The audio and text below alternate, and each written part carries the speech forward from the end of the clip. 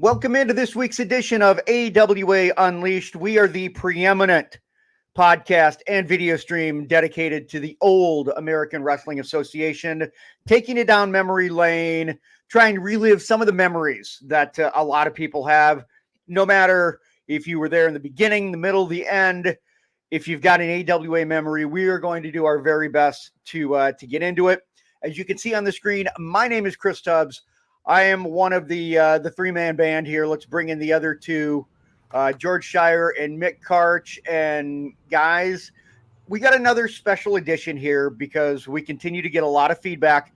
People still have, we've just started scratching the surface on a lot of the topics, but we still have a ton of questions that people have. So we've got our second ever no DQ and A. And George, why didn't you go ahead and start it out?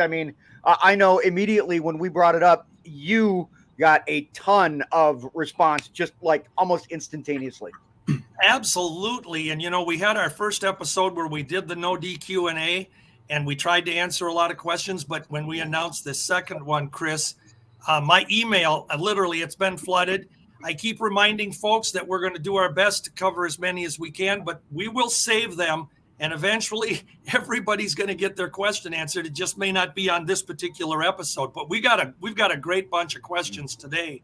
And Chris, you have those questions and you will deliver them to Mick and I, and we'll do our best. Yeah. And same with you, Mick. I know that you said, on your email and Facebook page, just like George, like people instantly, the minute that we mention it, people are instantly, they want to get their questions in, and that's great. I think people continue to just, the more that we tell them, or the more that you guys tell them, the more they want to know. It's so great because it's like kids in a candy store, and that includes us, not just the listeners. The people will come up with whatever happened to, that's the one that I get the most of all, whatever happened to this guy and that guy. And they come up with names when even we don't think of sometimes. So I think it's a great concept, and I think we're going to be doing it like every 4 or 5 weeks. Mm-hmm. Keep the questions coming. That's why we're here. Yeah. We want to have some fun. And if we don't get to it this time, don't worry about it. We've got questions that are banked, and anything that we don't get to, we will roll over. So by all means, go to Slick Mick Old School Wrestling, George Shire's Wrestling Time Machine on Facebook, on Twitter, at AWA Unleashed, and we got some really cool things that are coming up. So, stay tuned for that. Before we get going, guys, we got the trivia question here, and I want to get to it, Mick. But I know that this was kind of a tough week on a couple of various fronts, and one of those I know was pretty special to you. This is getting to be like way too much, as we say all the time, the passings just seem to be more and more frequent. A name maybe not familiar to a lot of wrestling fans, the general public, but if you were an AWA aficionado back in the 80s, Mike Shields was the TV producer for the AWA, and there's a picture of Mike right there. He passed away unexpectedly not that long ago. When I first came on board with the AWA, Mike was the guy, and of course, under him was Polish Joe Chupik. And Al DeRusha. That was kind of the crew for Verne and the production company. Mike Shields was with the AWA, and then he went down to I believe the Tennessee area, did a lot of production for television down there. Mike was a hell of a guy, and we lost contact, as so many people do, and then all of a sudden, somebody's on Facebook. You come back, and 30 years later, here he is. Just a quick Mike Shields story. When I first was working with the AWA, I was getting my feet wet doing commentary with a monitor in front of me. Believe it or not, the independent shows, you didn't have the monitor. And I know there was one match in particular, Medusa Michelli was in the corner of a wrestler as his manager, and she was doing something in the corner. And I started calling it, look at Medusa Michelli. What is she doing over there? Well, the camera was not on her at the time. The camera was focused on something else. And then Mike Shields in my ear says, "You stupid SOB. It's not on the monitor. It didn't happen. If it did not make its way to the monitor. You don't address it. Yeah. And it pissed me off at the time, but in retrospect, it's like, your least favorite teacher is the one you remember because you got the most out of it. Yeah. And I never did that again. If it's not on the monitor, it hasn't happened yet. But, again, Mike Shields, God bless you, buddy. Thank you for the memories and helping me to get my foot in the door. And we're going to be talking with Joe. And I'm excited because for my full-time job, I'm a producer and a host at a radio station here in the Twin Cities. So, well, not host, not air, whatever.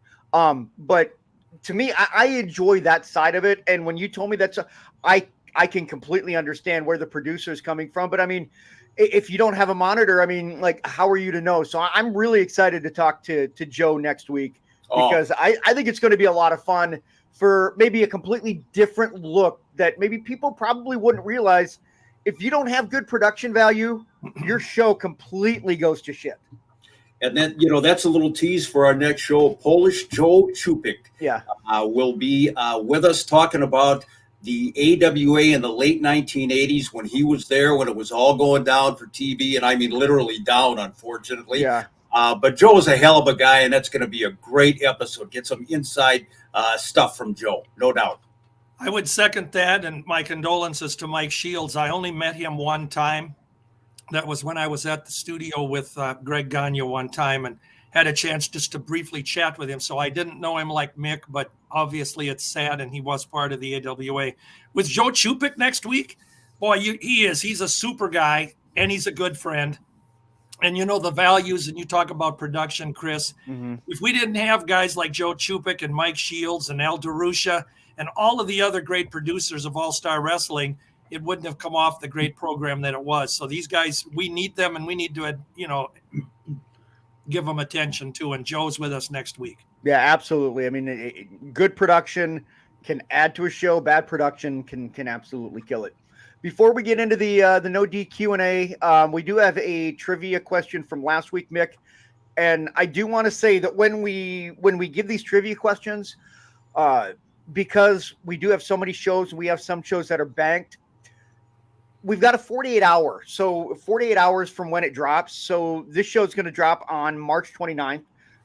You'll have till March 31st to answer. And as a matter of fact, let me bring that up here, guys. I know we're kind of spending a little more time on it, but I just want to go ahead and reiterate that you will have 48 hours, March 31st, to either email Mick or email George and let them know the answer to the trivia question. But without any further ado, let me go ahead and give this to you, Mick. Oh, by the way, that's also a good reason to subscribe as well, because you know when this drops, and you can watch it within an hour. Watch it within 48 hours, because beyond that, we get so many submissions, and when we get these submissions, they're drawn at random. So we've got one winner.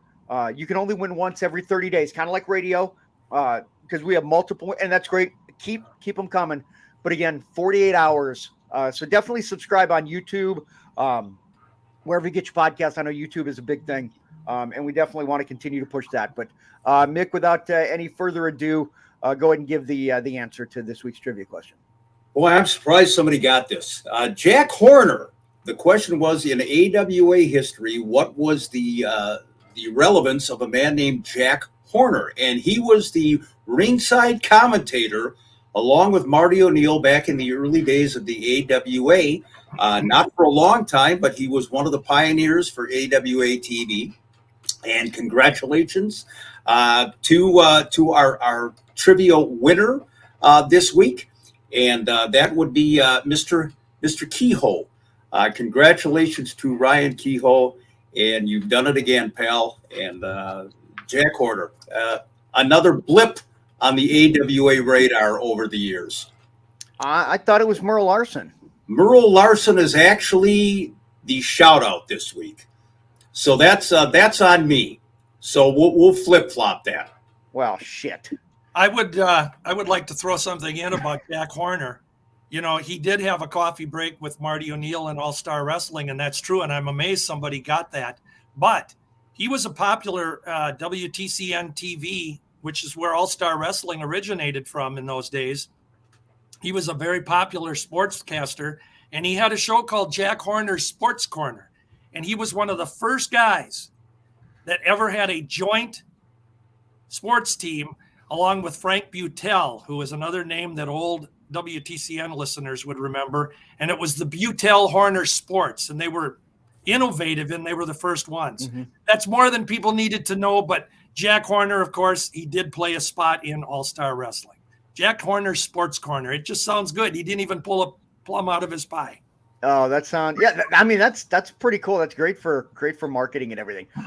All right, guys. Well, now that we've killed 10 minutes, and I know that we usually have to bulldoze through these pretty quick. Let's go ahead and get started here. First of all, I want to ask you, I've got a question here, one from Twitter from at John Ramblings on Twitter.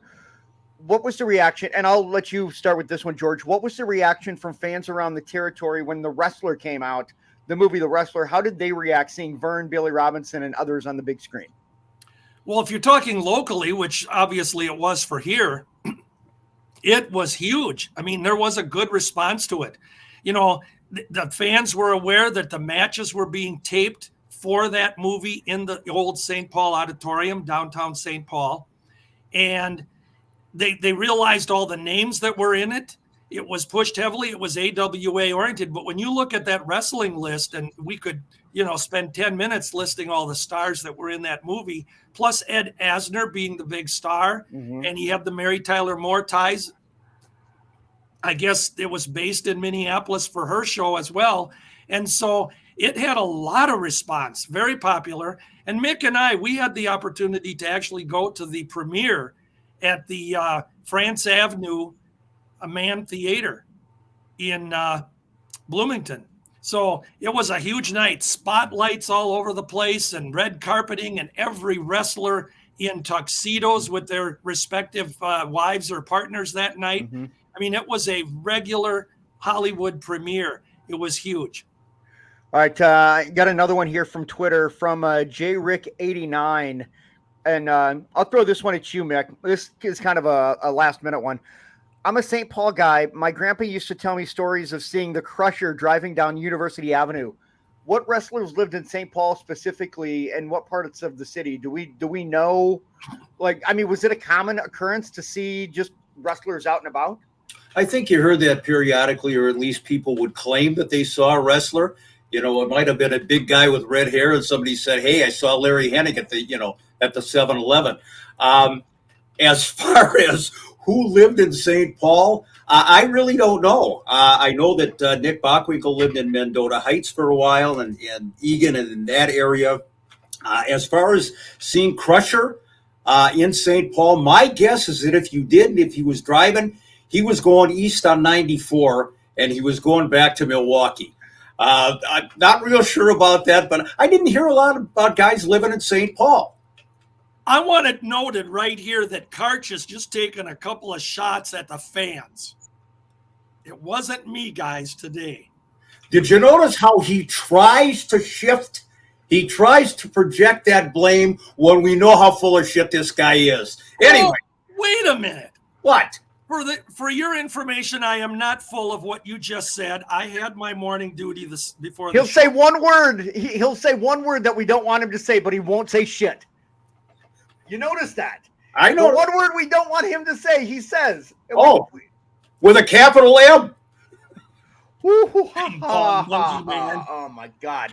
Do we have another question, Chris? Yes, we do. This one's for you, George, from Charlie Lefevre. Who was the wrestler that the Sheik attacked on TV when the wrestler tried to stop Sheik from abusing his lady valet? Well, we talked about that just the other day on an episode, and it was Tito Santana.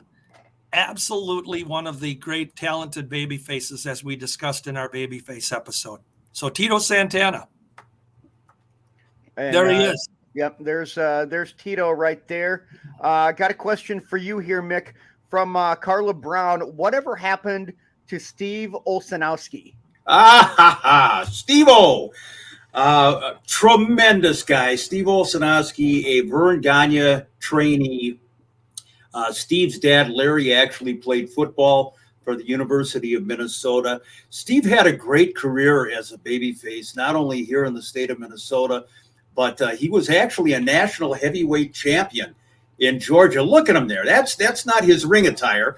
Steve went into the insurance business once he got out of wrestling. God, he looks too professional to be in the wrestling business. Oh, Steve was just a tremendous, tremendous guy. And a lot of people know that when Sherry Martell was here in the state of Minnesota in the AWA, she was actually living with the man under the mask for the AWA, Ninja Go. He was a Japanese native, Japan native. When he had to leave and go back to his homeland, Steve Olsanowski, old Steve-O, donned the Ninja Go outfit.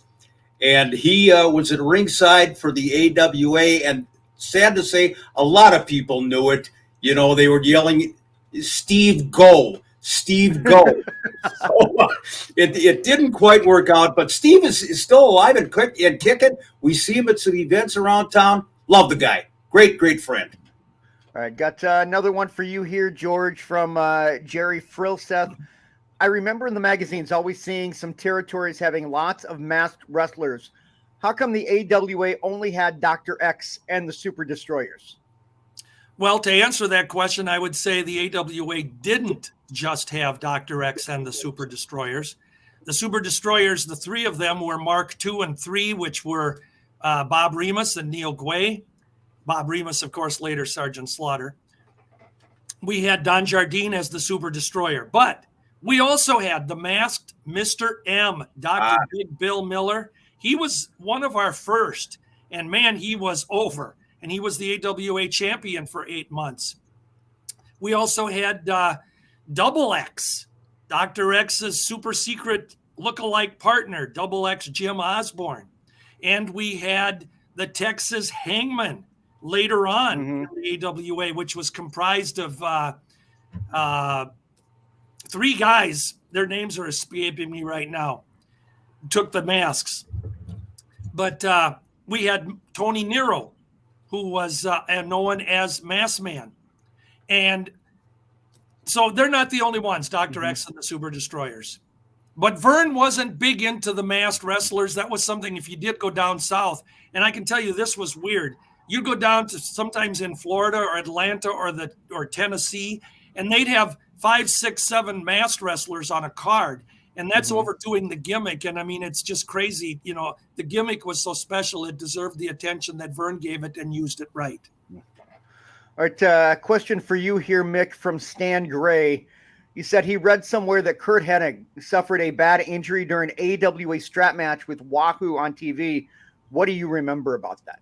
I was there at ringside. It was at the Showboat in Las Vegas, and the interesting thing about it, it was your typical Indian strap match. The 2 guys are attached to each other by a length of strap, leather strap, and Curt was healing, of course, at the time. There's old Curtis, and Adrian Adonis came to ringside, and the finish of the match was going to be he was going to cut with the scissors. He was going to cut Curt loose from the strap so that Curt could beat up on Wahoo.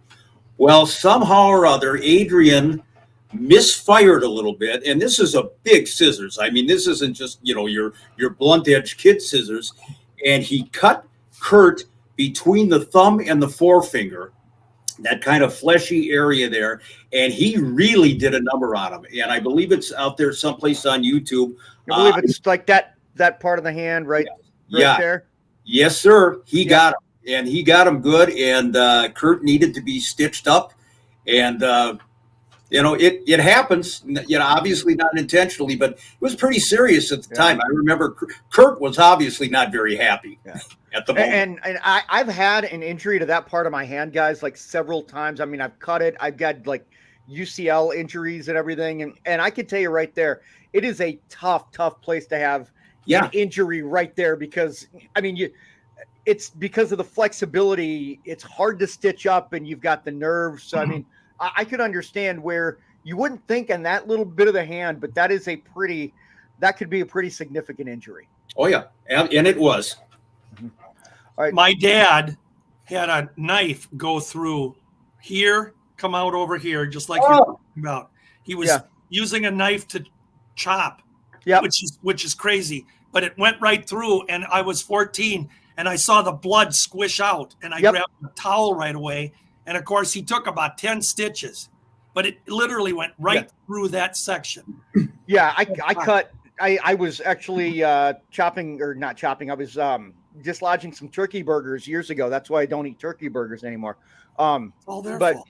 But yeah, I know, right? But yeah, I had it stitched up, and it sucks. So I mean, that I didn't know that was the injury to Curt, but I can only imagine. I mean, that's not an easy one to come back from.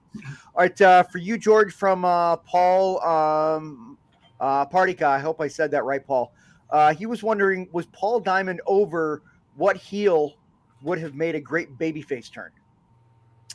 Well, Paul Diamond, I'm going to assume, because he didn't clarify, I'm going to assume that he meant the first Paul Diamond, but he may have meant the second Paul Diamond. There were two of them.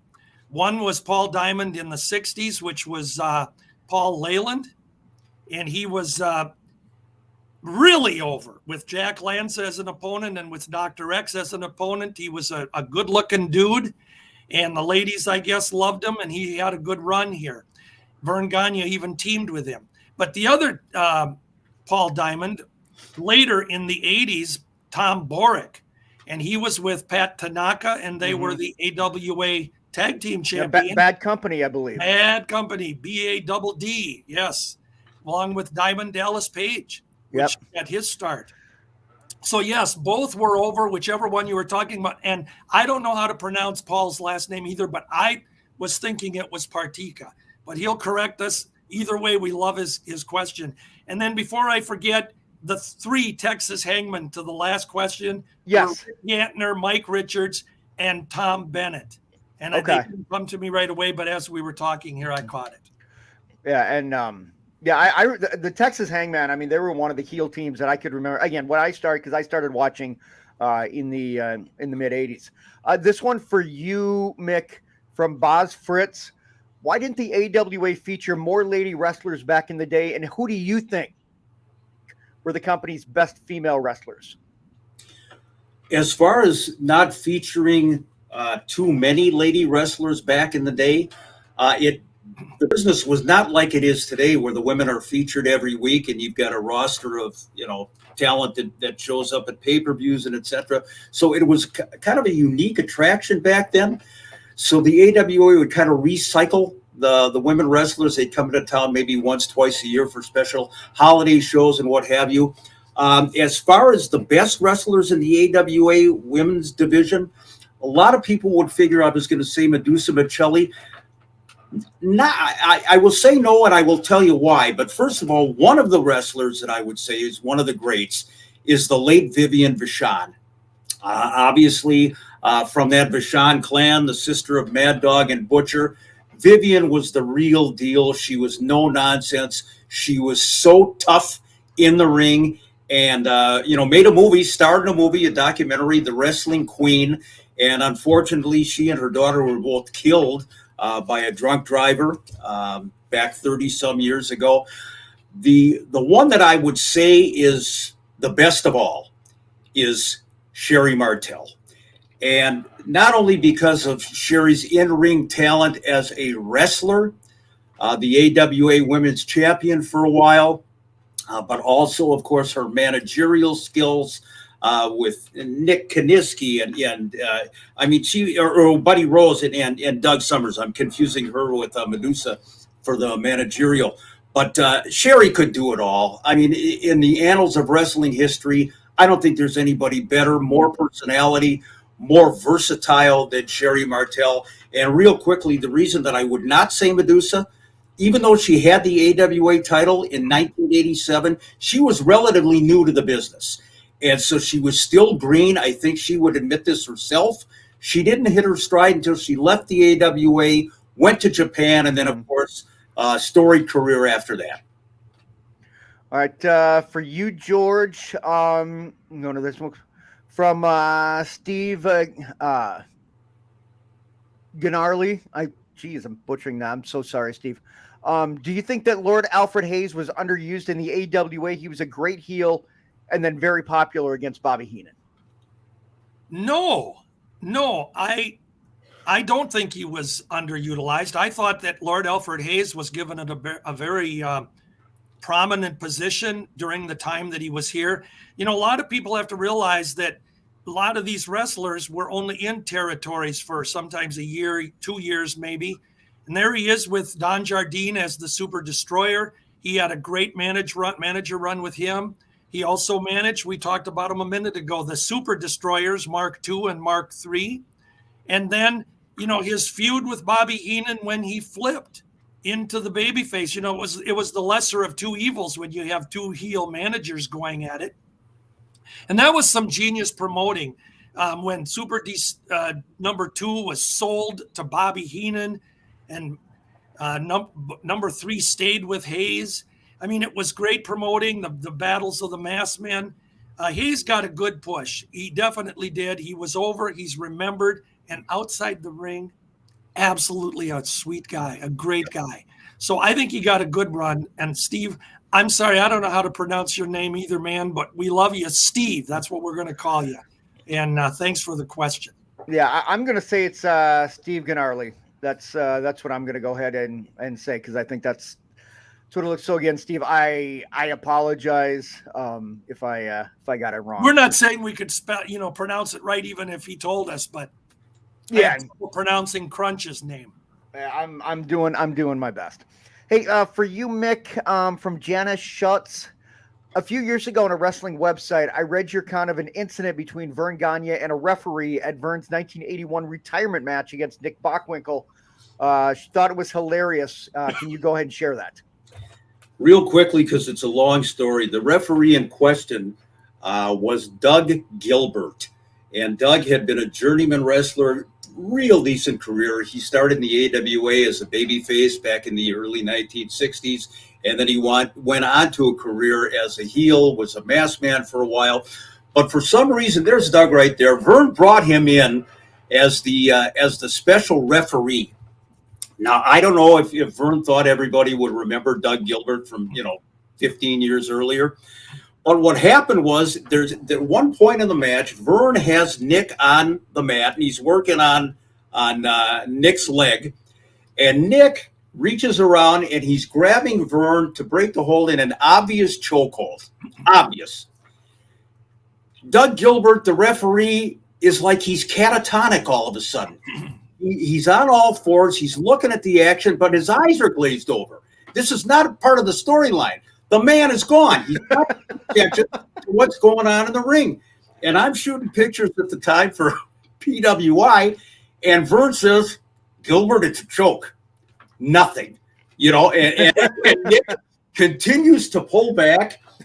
And again, Gilbert is, you don't know what happened. If he's dreaming about the after party, what's going on? Verne again says, Gilbert, it's a choke. Nothing. Within earshot of the microphone at ringside, the TV play-by-play, Verne says, Gilbert, God damn it, you will never referee up here again. Well, that snapped Gilbert out of his stupor, whatever it was. And I just lost myself here. Let me see if I can get Verne's somewhere with a wire cutter. But he said, Gilbert, you're never going to referee up here again, which he did not. Gilbert did not. I remember Gene Okerlund doing commentary, trying to cover it up by saying, well, the Verne Gagne's giving the referee a little heat. Thinking, a little heat? He just sent him to hell and back. Gilbert got even with Verne at the end of the night. There's an after party, and Verne is posing for pictures with some of his friends. Bud Grant, Leo Namalini, and Gilbert photobombs Verne with his finger up his nose in the background, and we did not see Doug Gilbert up here again. Oh, that's fabulous. Oh, great stuff. I would point out that Doug Gilbert, I don't know how many people did remember him that night from his stays, but he was here in 77, 78. And by 1981, He had basically retired from pro wrestling from his career. Sadly, he left us some years back from Alzheimer's. Yeah. And but a great guy outside the ring. And we could have a Doug Gilbert episode because he really did play a big part in the AWA and in pro wrestling.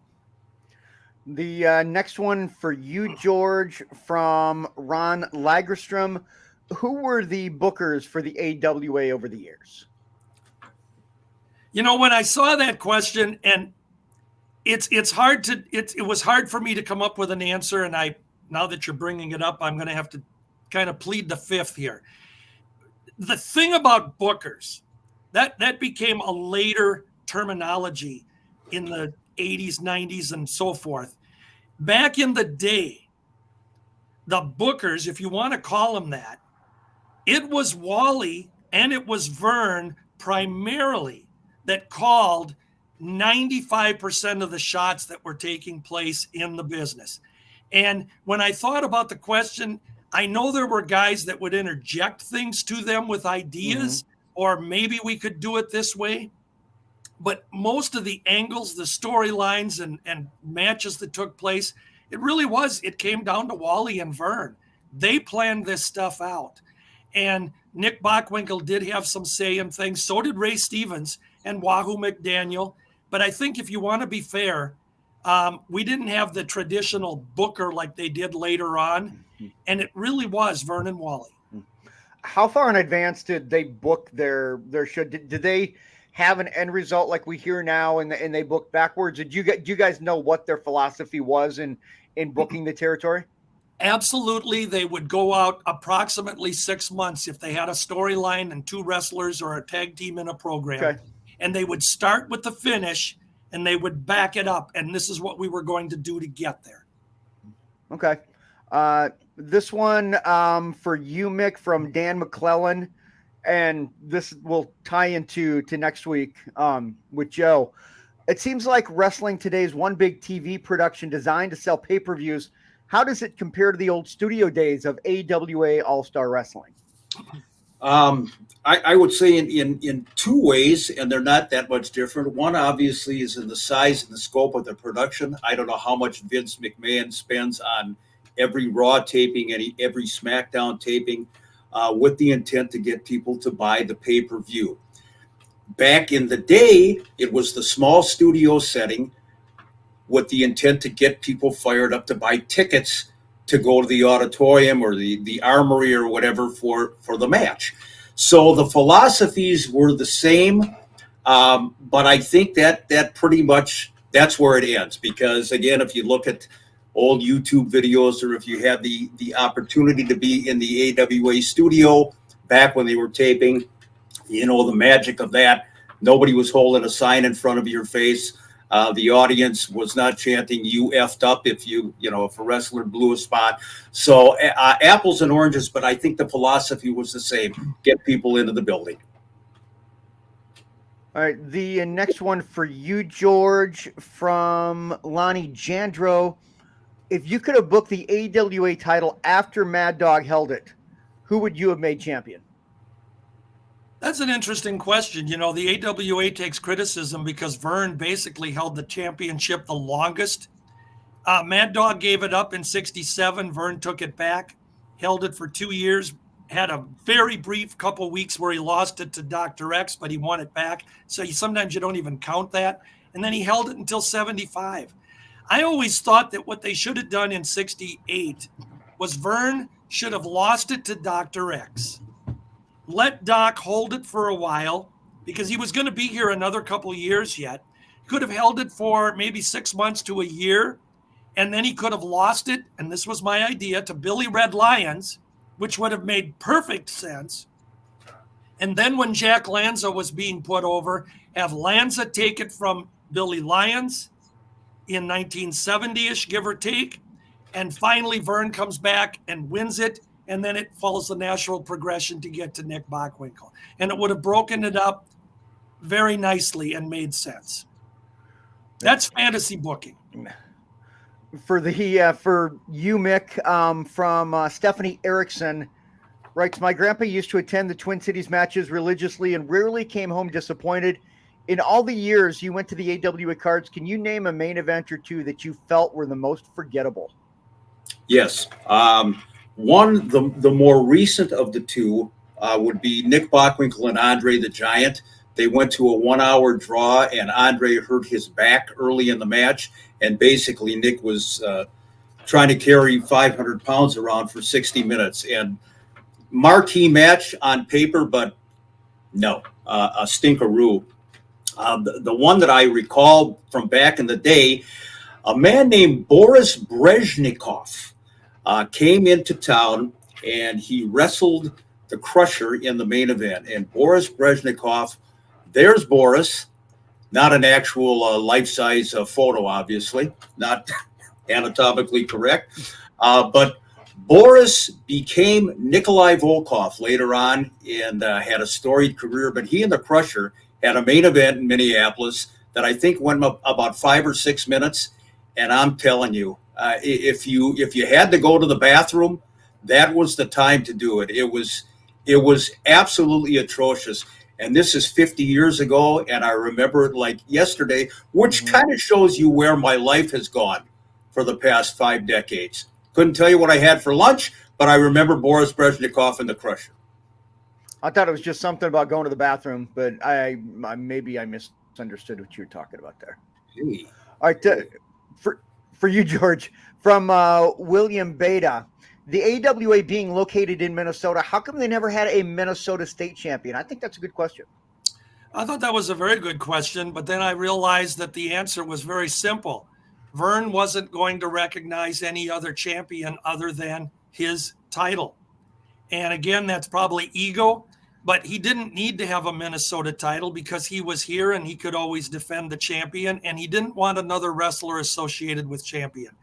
Now, Verne's not here to defend himself on that, but I have talked to Greg about that years ago, and I think that's really what it was. Verne wasn't going to have another champion. Minnesota champion wouldn't have made any sense to him. The next one for you, Mick, from Sean Buckridge. With the documented animosity between Verne Gagne and Eddie Sharkey, why did Verne start to use Eddie's PWA wrestlers near the end of the AWA run? You know, it's really interesting. When Eddie Sharkey was running his Pro Wrestling America promotion at George's in Fridley, which was kind of the staple, that was home base for them, Verne and the AWA were still running.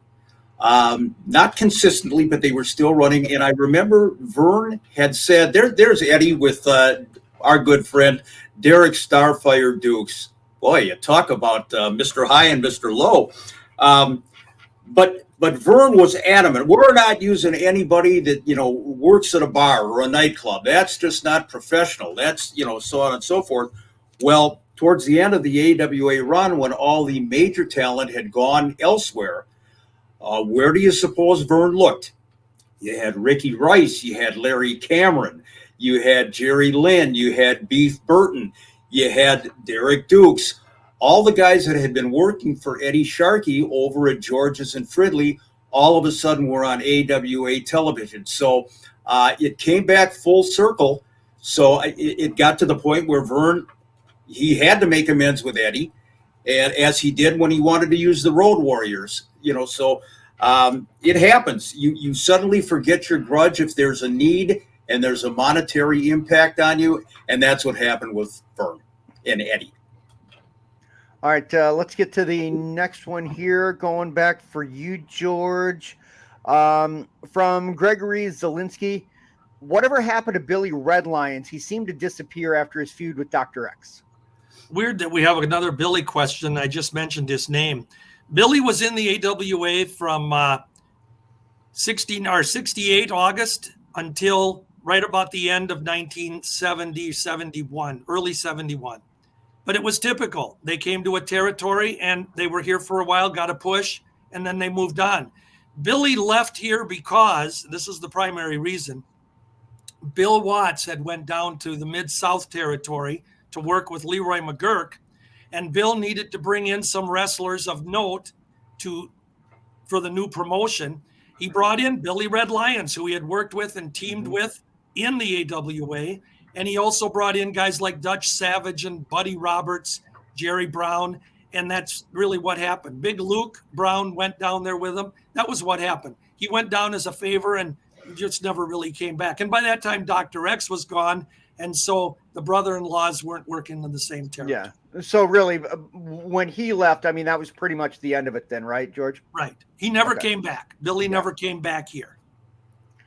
For you here, Mick, going down from Rich Shannon, how strict was Verne about keeping kayfabe? How did the AWA feel after the infamous 2020 TV expose regarding blading?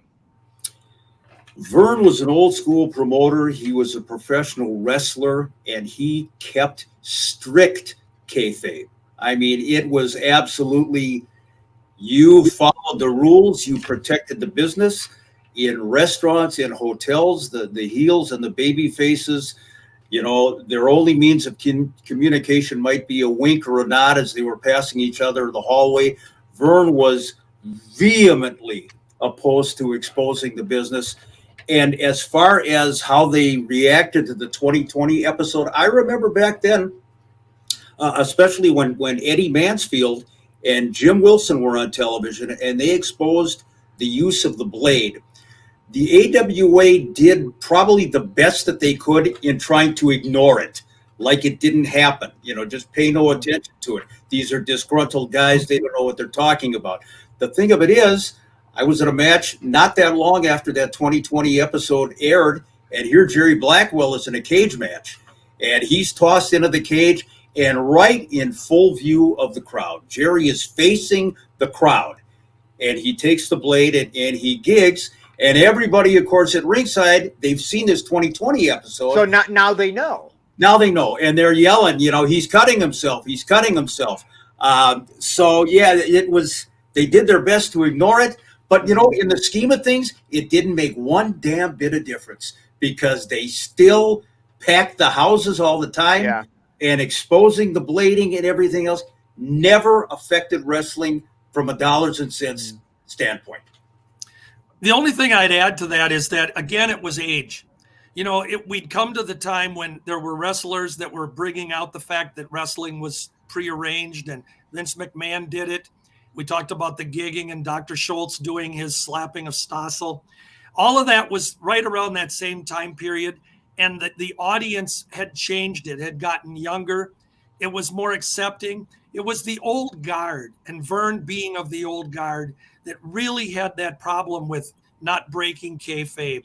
And, you know, that's where the magic is lost. And we as fans, it was sad when we learned, when they told how the rabbit was pulled out of the hat. It was the end of an era, but it happened. Another one for you here, Mick. I've got one more for you, George, and it's kind of multi-tiered, so I get a couple more here for Mick. And then we'll get into that one.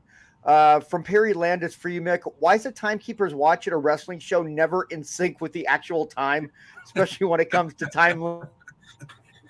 I tell you what. Baby. Good question. If you're a watch repairman, you got to set up camp right outside a wrestling show. Because depending on the circumstance, a Timekeeper's watch could be either fast or slow. And there's Al DeRusha, and I'm going to get to Al in just a second. But, you know, historically, a 60-minute draw, you know, might have been 53 minutes or so. Not quite in sync with, you know, the actual time. If you watch the Royal Rumble these days, you swear some guys come out 5 minutes later and the 90 seconds is up, and other guys are out 15 seconds later. So never trust a Timekeeper's watch at the wrestling match, you know, 5 minutes elapsed time, whatever. The Al DeRusha story, I'm sitting next to Al at a match, and I asked George about this. We couldn't remember the two opponents, but I'm sitting next to Al at ringside. He's doing the timekeeping, and the match was dreadful.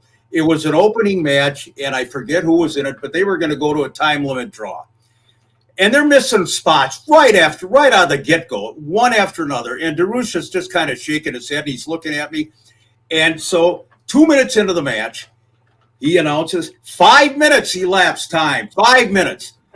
I swear to you, Chris, I turned around to say something to somebody. I turned back and I looked at Al, and he goes, 8 minutes gone, 2 minutes remaining. I'm telling you, this 10-minute match was probably about 4.5. And everybody in ringside knew it too. I mean, they're seeing Al and I laughing at each other. Is it just because it was such the drizzling shits? Oh, he had to take it home immediately. I mean, it was get these guys out of here. But again, bottom line, when you're at a wrestling card and they announce the time, don't tap on your watch. Don't check your cell phone. Don't look at the Longines up in the bleachers because it's just not going to be in sync ever. I remember the time, guys, when Gene Okerlund did his very first at ringside ring announcing. And this is, back in the early 70s. And he said, time elapsed 10 minutes. And then he would go, time elapsed. And he got booed. True story. He got booed by the fans because, number one, it wasn't an additional 5 minutes in between. But no one had at that point ever said, time elapsed. And that was the one time I remember Gene getting booed. Oh, man. One more here for you, Mick, and then we'll go back to George. I always thought that Larry Nelson seemed like a decent guy and underappreciated as an announcer. Your thought? Larry Nelson, I think, was underappreciated as an announcer. If Larry had a fault, it was, maybe he overdid it a little bit. People will remember when the blaster in one of those infamous AWA moments came blasting through the background while Larry was talking to Al DeRusha. And Larry sold it like, he had the winning lottery ticket. Larry Nelson had his demons. Larry was a party guy. He was an old radio guy from the state of Minnesota, this area. Larry Shipley was his real name. But I'll tell you what, Larry is underestimated. He did what he was told to do. He sold as best as he could, and he put the product over. And he was loyal to a fault to the AWA. And let's not diminish the skills of Larry Nelson looking back on things. Great guy, great talent, just a little bit over the top. Last one for you here, George. And again, this one's got several layers to it. How did the AWA handle the gate from the smaller midweek shows? Did they have someone from the home office represent? Fuck that. Start over. How did the AWA handle the gate from the smaller town? 3, 2, 1. How did the AWA handle the gate from the smaller town midweek shows? Did they actually have someone from the office present to handle receipts at every show? Or was it a local person trusted to gather the receipts from the live gate at local shows? And lastly, how were the wrestler payoffs handled for these irregular shows? Well, I don't know. With all the different ways you gave this question and stumbled, I'm not sure I even can answer it. Yes, I can. Okay, that's good. Moving on. Okay, so Mick. No, I'm just kidding. All right, go ahead, George. The spot shows, typically in small towns, where they'd have a gymnasium or something where they'd run a card. Usually it was one of the wrestlers on the card that were there that were put in charge of that particular night. And they'd only have 6 wrestlers, 4, 5, 6 wrestlers on the card. And the wrestler was put in charge. As far as the payouts go, in the AWA being a bigger promotion, we're not talking some little honky-tonk promotion. The AWA paid the guys on a regular basis, but not per show. So they knew what they were going to get if they went. So it wasn't based on the gate or anything then. They knew the flat rate. They just knew, most of the guys knew what the flat rate was. It wasn't saying, well, you're going down there and we're going to give you, $300 or whatever it's going to be. It didn't work that way in the bigger promotion. Now, in a smaller promotion, there may have been some talk about that and somebody may have paid them out. But usually, and if a promoter did pay, they usually would write out a check to the guys and then cash the check for them. Simple as that. But it was the office and they got so much, whatever their guarantee was for a particular month or time period in the big state, in the big AWA. Okay. And I know that's something that I want to get into a little bit deeper down the road is just the payouts, because I know a lot of people are very curious about the payouts and kind of how that happened and kind of how that was distributed. Well, you had instances where wrestlers would come in and say that the house is bigger than the rest of the promoter is telling them and that sort of thing. And we could have a program on that because there were wrestlers that would dispute it, think the promoter's, jacking them around. Yeah, there's issues there. Yeah, I think that's I think that's a good idea. Back in the trusting days, Dr. X knew what he was going to make. Okay. And he did his month's worth or 6 weeks worth of work and got paid. Last one for you, Mick, from Lyle Kingsfelter. I love the work you guys are doing on the podcast. I'm such an old school guy. I remember that some of the more obscure AWA mid-card guys like Jack Bentz, Hugo Babic, along those lines, what can you say about Nick Bockwinkel having a brother who wrestled? Well, we've talked about Nick's brother, Bob Bockwinkel, Bob Warren, being a referee in the AWA, but Nick's half-brother, actually, Dennis Bockwinkel, appeared in the AWA as Dennis O'Brien. At the same time Nick was here, he was just starting out in the wrestling business, and he was a babyface. Not a lot to him. I mean, he worked a couple of events in the Twin Cities area around the same time that Dennis Stamp was here. Dennis Bockwinkel went down to Texas. He developed a more rugged style. Great guy outside the ring. I got to know him personally, and sadly, accidental drug overdose took Dennis's life. I believe he was only 29 years old at the time, so never really got started, never really flourished as a wrestler. But in AWA history, Dennis Bockwinkel, Dennis O'Brien. All right, got a few minutes left here, guys. Let's go ahead and get to the shout outs before we get to the trivia. So George, why don't you go ahead and start us out here? You're going to have to remind me, Chris. Did I have somebody that I was shouting out to? Yes, you had Dean Reynolds. Dean Reynolds. I give him credit for being a great listener because I've gotten emails from him, and he's one of these guys that kind of tells me what happened, and I like him because his memory is pretty good, and he wants to know more, and I just appreciate that he listens. I don't know Dean Reynolds. I'd like to sit down with him sometime and talk wrestling, so keep listening, Dean, and thank you very, very much. It's always appreciated when you reach out to us. And Dean Deaf enjoys our podcast on YouTube while watching with his friend Bruce Anderson. So yes, and let me point out, he points out that Bruce Anderson is deaf, and he watches the YouTube videos. That's awesome. And that, I think, is incredible. And the fact that Dean reached out with that story, keep listening.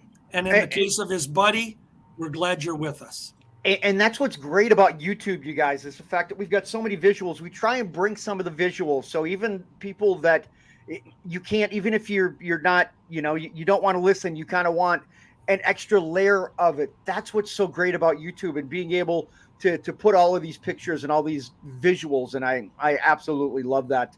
What about yours here, Mick? This is the person that again, due to my mistake, not yours for once, Tubbs, not yours. Thanks. Merle Larson. Merle, and she's a lady, she's a gal. Merle Larson, great wrestling fan, going back for decades. She'll remember guys like Jose Quintero and George Catalina Drake and what have you. Huge fan of Eddie Sharkey's as well. Merle is a regular listener and get some emails from her. So really appreciate it, as we do everybody supporting us in this effort. So hello to Merle. And I'm going to go with Twitter to Mr. Jim Diamond Esquire, who is a photographer for several promotions, local promotions, and favorite wrestler has been and always will be the late Curt Hennig. So you can't go wrong with that. And so I'm grateful to everybody who continues to support the podcast. Go ahead, Georgie. I was going to make a comment since we're doing Q&A. I had a question that someone asked me, and Mick kind of touched on it. You got about 3 minutes here. When you talked about Dennis O'Brien, the guy asked me, he said, how come the AWA and Jack Bence's name got mentioned? Mm-hmm. He says to me, how come these guys were put over as being somebody, or how could fans believe they were credible when they were older? Now, if we remember Jack Bence, he was an older wrestler, but he had paid his dues for 20 years. Mm-hmm. And so he was definitely worthwhile in the ring because the boys learned from him. And that's what the idea was, putting over the new breed. I think Jack Bence was 97 when he debuted here, actually. So he'd been around the business for a while. Let's get to the last trivia question here, Mick, and let's go ahead and do it, and then we'll bring it home. Okay, trivia for this week. Black Jack Lanza, who is actually a Minneapolis native, great career not only in the AWA, but all over the place. During his tenure, his years in the AWA, Jack was billed from 2 different cities. Not Minneapolis, of course, not his real hometown. Give me the name of the 2 cities that Jack Lanza was billed from over the years, and you're going to be a trivia winner. And you got to get that to them, again, by March 31st. mickkarch@gmail.com or George Shire at Comcast.net, again, by March 31st. All right, guys, time to go ahead and bring it home. And this has been fun. And again, we've got more questions. I know that we didn't get to everything, but we've got another one of these coming up in a couple of weeks. And I believe next week is Joe.